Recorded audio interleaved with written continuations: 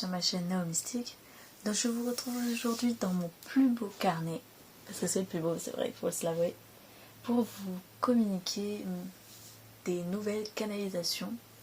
Donc je vous ai proposé aujourd'hui de faire une petite FAQ sur les questions relatives aux vidéos sur l'âme. Donc si vous ne les avez pas vues, c'est quand même mieux, parce que sinon vous allez être un peu décalé.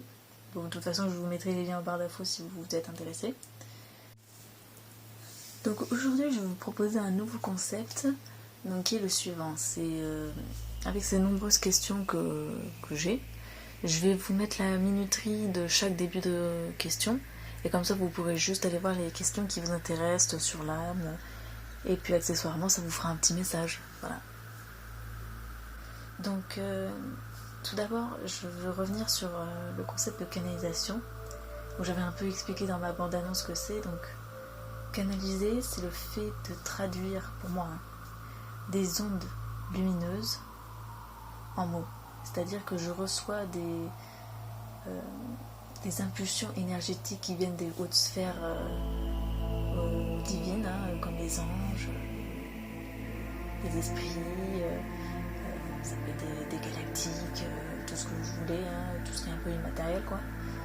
Pour, en gros, ils m'envoient des messages, je les écris sur mon carnet, et ça me permet en fait de recevoir des enseignements, des réponses à mes questions, voilà, tout ce que, en gros, je suis en capacité de comprendre,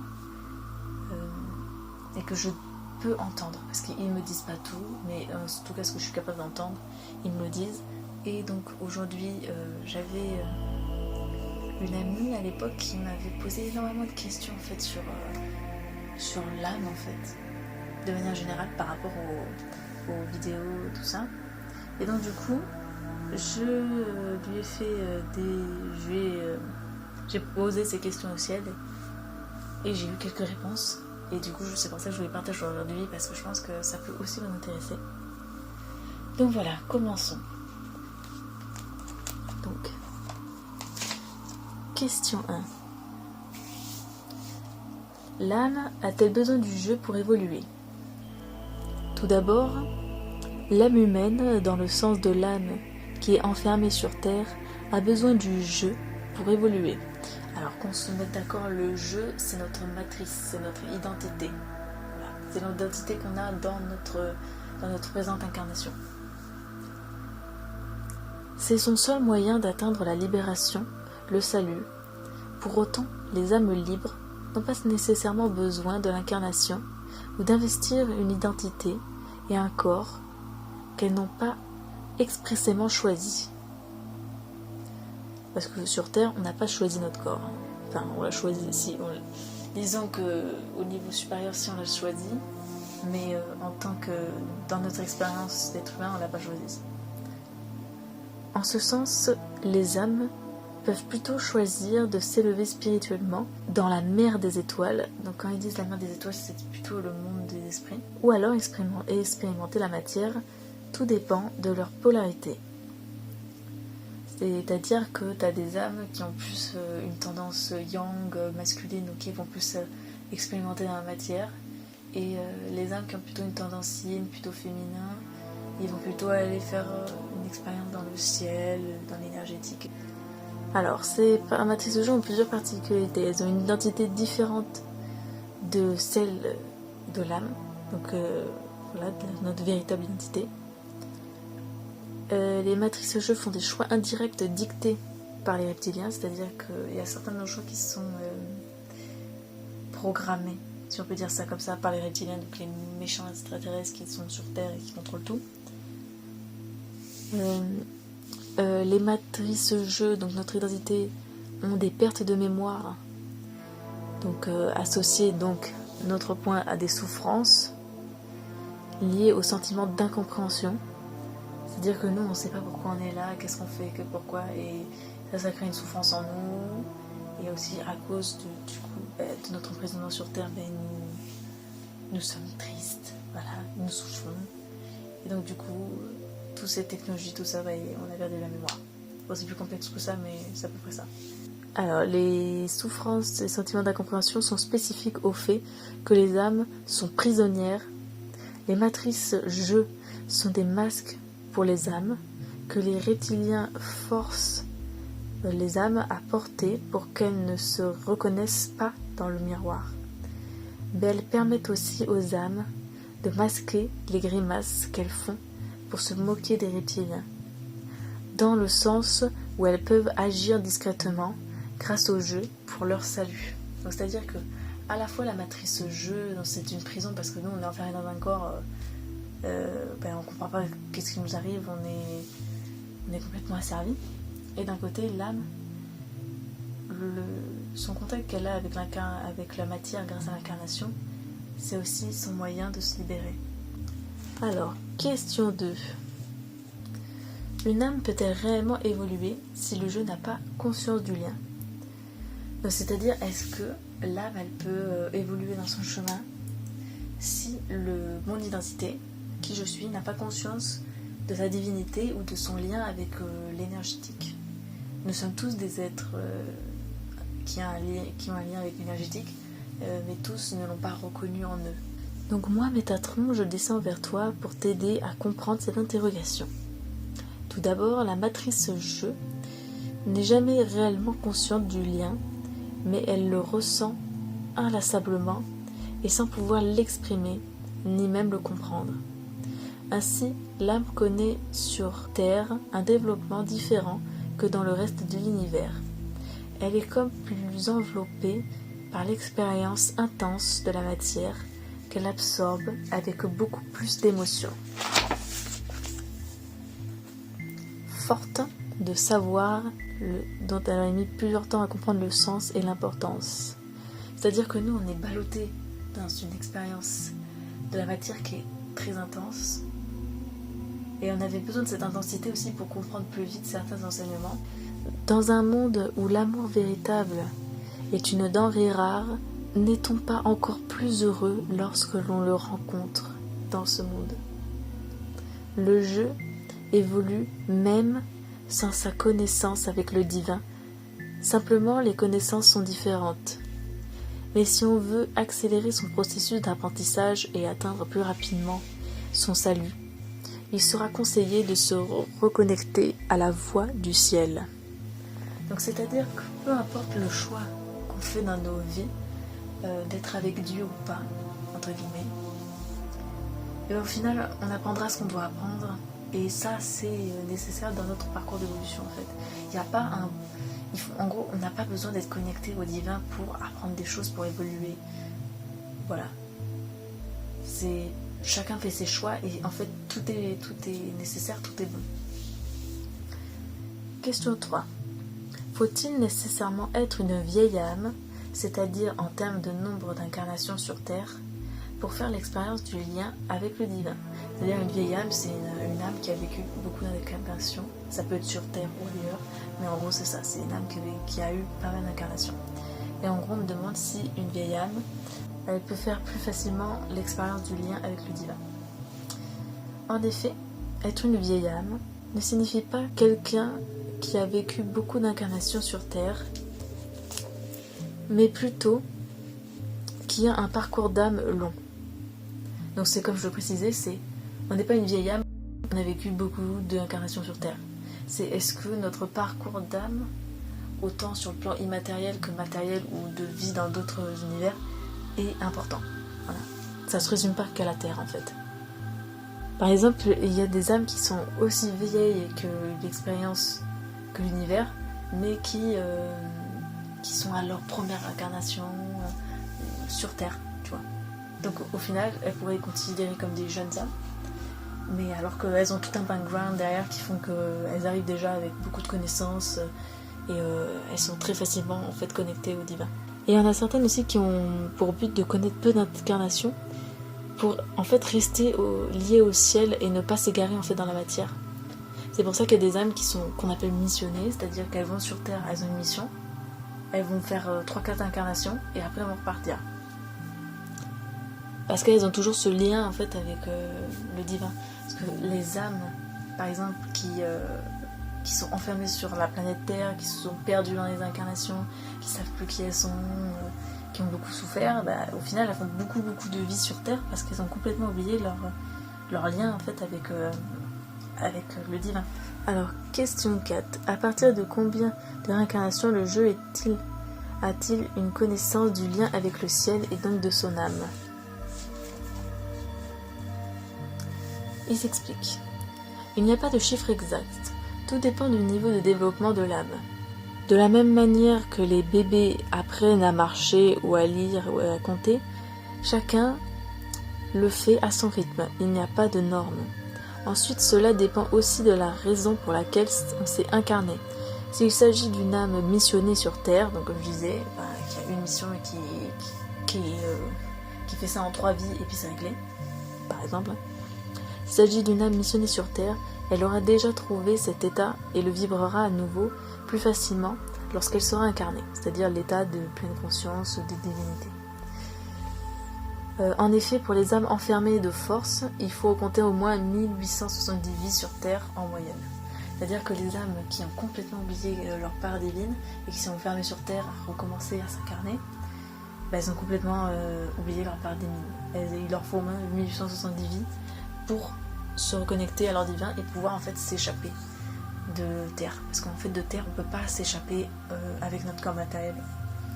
On pourra s'échapper et partir d'ici qu'avec notre corps spirituel. C'est pour ça qu'on le redéveloppe sur Terre et c'est le seul moyen de partir. Question 5. Peut-on dire qu'une âme a réussi son parcours à partir du moment où son je et elle-même, c'est-à-dire sa véritable identité et son identité terrestre, sont identiques, c'est-à-dire lorsqu'elle est capable de traduire pleinement dans la matière tous ses dons, ses capacités plutôt que dons, et remplir le chemin de vie qu'elle a décidé d'accomplir avant de venir dans le monde physique. À cela ils répondent, oui, une âme atteint le salut le moment où elle s'accorde avec les vibrations de son âme. À partir du moment où le jeu est accordé avec sa vibration première, elle a atteint le salut en fait. C'est le but de son parcours de vie. Mais le chemin de vie n'est pas prédestiné. Certains éléments le sont, mais c'est avant tout vous seul qui êtes l'écrivain de votre propre destinée. Donc c'est-à-dire que l'âme, elle peut, entre guillemets, préécrire certains passages. En gros, l'âme nous écrit le scénario globalement, c'est-à-dire, par exemple, elle peut choisir une vie de naissance, un thème astral, des mémoires à guérir, par exemple, des blessures ou des événements qu'elle veut vivre. Et après, c'est à nous, en fait, c'est à nous de nous débrouiller et de voir comment on agit, quoi. Alors, question 6. Donc, est-ce qu'une âme, tant qu'elle a des souffrances, n'est pas en mesure d'avoir accès à son plein potentiel dans cette incarnation, car elle a trop à gérer dans sa vie et dans sa réalité 3D. Donc le jeu, donc mon identité, est trop englué et peine à sortir de ses souffrances. Donc c'est-à-dire que, est-ce que si mon identité actuelle sur Terre, elle est en souffrance, est-ce que ça me bloque dans mon parcours d'évolution et ma capacité en fait d'être en lien avec mon plein potentiel spirituel? Ils disent: plus une âme est éveillée et prête à guérir son imperfection, plus elle vivra de souffrance, car les reptiliens tenteront de l'endormir et pour qu'elle se conforme à la masse. Donc c'est-à-dire que de manière un peu paradoxale, plus on est éveillé, plus on souffre. Du moins dans un premier temps, parce que les reptiliens, donc les méchants extraterrestres, leur but c'est pas qu'on soit éveillé, c'est qu'on retourne dans le troupeau, voilà.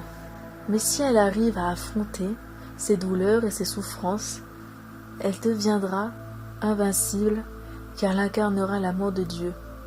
Car lorsqu'on a trop souffert, on reconnaît la valeur des choses et on a de la gratitude. On voit l'abondance et on est béni du ciel pour nos efforts.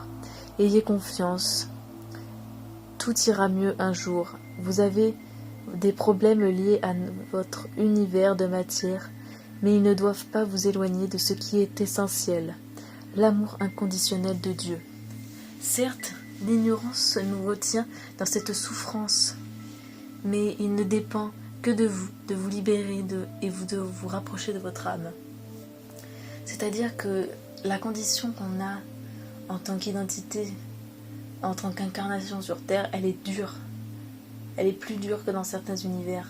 Et on a beaucoup de souffrances en fait à affronter.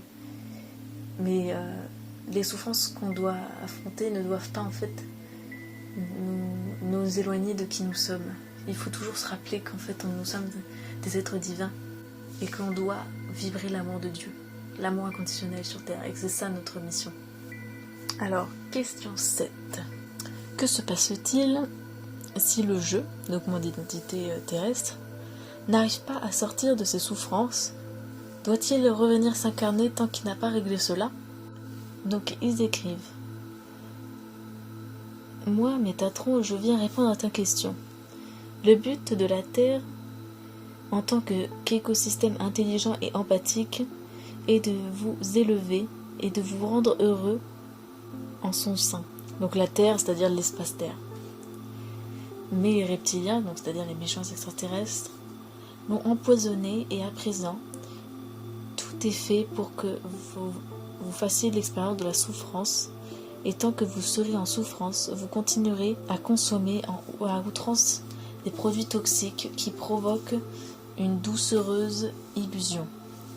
Ainsi, ils vous maintiennent fixés et concentrés uniquement sur l'expérience de la matière, et tant que vous ne parviendrez pas à vous détacher de ça, vous continuerez à vous incarner. Mais si vous évoluez et progressez malgré cela vers le salut, les reptiliens ne peuvent pas l'empêcher, mais ils peuvent vous ralentir et vous convaincre que le bonheur est ailleurs qu'en vous-même. Soyez heureux et aimez-vous les uns les autres. Je vous aime, Métatron. Donc ce qui explique, c'est que les reptiliens, donc les extraterrestres, ils veulent nous faire croire que la seule expérience qui vaut la peine d'être vécue, c'est l'expérience de la matière. Donc la consommation. Si c'est des produits toxiques, c'est encore mieux, hein, parce que dégénérescence du corps, consommation de trans encore, de médicaments, voilà, ça c'est à leur intérêt, quoi, on va se mentir, souffrance, souffrance, souffrance, hein, voilà, ils sont dans ce credo-là. Hein. Question 8. Est-ce que donc à ce titre, les relations, les rencontres que nous avons dans nos vies humaines sont censées nous faire passer ou dépasser cette étape de souffrance? Ils disent: les miracles dans vos vies, que ce soit vos enfants, vos réussites, vos coups de chance, vos joies, vos rencontres, sont des instants où l'âme parvient à se rapprocher de vous pour vous appeler et vous rappeler que le bonheur, c'est en soi-même. Elle tente à chaque instant de vous réveiller en élevant vos vibrations et en vous faisant sortir de votre cercle vicieux de souffrance dans laquelle vous vous complaisez parfois. Nous sommes là et à chaque instant, nous entendons votre douleur. Chaque instant où vous vous aimez, nous vous chérissons. Ne craignez rien, nous allons vous aider et vous sauver de ce monde de douleur dans lequel vous ne pouvez même plus vous écouter penser. Question 9. Le conscient, ce que je fais en toute connaissance de cause. Qu'est-ce que c'est? Bonjour, moi Métatron, je viens te répondre à ta question. Tout d'abord, tout ce que vous pensez être vrai et tout ce dont vous avez conscience, c'est-à-dire la matière, c'est ce que nous on appelle être... c'est ça en fait le conscient. Mais tout cela n'est qu'une illusion en réalité. Ce que vous ressentez dans votre subconscient est plus réel encore et vous ressemble véritablement, mais dans votre réalité, il est déformé car la plupart du temps, vous ne le comprenez pas. Le subconscient est bien plus réel et vrai que vous ne voudriez le croire. Les douleurs, la colère que certains sentent en eux sans le comprendre et votre âme qui vous somme de vous réveiller, parce que vous ne voulez pas être ici. On souffre parce qu'on ne veut pas être ici. Et notre subconscient, les informations qui nous viennent du ciel sont parfois plus réelles que ce que nous on perçoit comme étant vrai, comme étant réel. Donc, on y va pour la question 11. Alors, elle est ici. Donc, ce parcours d'âme que nous vivons sur Terre doit nous mener à apprendre l'indulgence vis-à-vis de nos parents, surtout lorsqu'ils ont été nos bourreaux, donc à aller dans le pardon. Est-ce que cela veut dire que si nous aussi nous n'avons pas pu soigner nos blessures, nous allons les transmettre et être responsables des souffrances de nos enfants? À cela y répondre. Je reprends le flambeau pour répondre à ta question. Alors oui, les parents sont responsables des maux des enfants. Certains de leurs comportements leur ont causé des troubles liés à la génétique d'une part et de la socialisation et de l'éducation. Pour autant, les parents ont également le rôle de révéler à l'enfant ses blessures d'âme afin qu'il en ait conscience. Le parent fait donc souffrir ses enfants, mais c'est aussi pour la bonne cause. L'âme a choisi de s'incarner dans une famille car elle avait besoin de ces individus pour mieux guérir et affronter ce qu'elle a. C'est-à-dire que tout est bon et que l'âme, en s'incarnant dans cette famille, avait besoin de vivre avec elle ce qu'elle devait vivre. Mais ça ne justifie pas, par exemple, de faire du mal à ses enfants. Voilà, qu'on se mette d'accord là-dessus, ça ne veut pas dire du tout ça. Il faut donc s'élever au-delà de tout ça et pardonner aux parents. Ils sont comme vous des âmes imparfaites qui redécouvrent leurs blessures aux côtés de leurs enfants. Ce phénomène fonctionne dans les deux sens. Je t'aime, Métatron. Donc ça veut dire que parents et enfants sont venus sur Terre expérimenter un type de douleur, un type de mémoire, tout ça qu'ils ont en commun, pour pouvoir grandir sur leur chemin. Question 12. Est-ce que par conséquent, toutes nos expériences de vie sont reliées à celles de nos parents et seront reliées à celles de nos enfants? C'est moi Métatron et je me permets de descendre vers toi pour répondre à ta question. Alors, toutes les expériences de vie d'un sujet n'est pas foncièrement toujours liée à celle du parent. Il existe certaines corrélations car les enfants ils ont un lien karmique avec leurs parents. Voilà, point. Ainsi, ils héritent d'un karma à nettoyer de ce présent parent. Mais d'autres expériences leur sont propres car c'est eux qui l'ont attiré dans leur réalité. C'est-à-dire que les parents sont responsables de certaines choses dans la vie de leurs enfants, mais il y a aussi d'autres expériences dont ils ne sont pas responsables et que c'est l'enfant lui-même qui a décidé de les attirer dans sa vie parce qu'il devait les vivre. Les parents ont leur part de responsabilité, mais les enfants ne leur appartiennent pas. Les enfants sont aussi libres de tracer leur propre vie, leur propre voie pour leur salut. Les parents et les enfants se sont choisis mutuellement pour guérir leurs blessures respectives. Donc tout est parfait, en un sens. Question 13. Une âme doit-elle obligatoirement faire passer son je, c'est-à-dire son identité matérielle, son identité sur Terre, par la souffrance pour évoluer?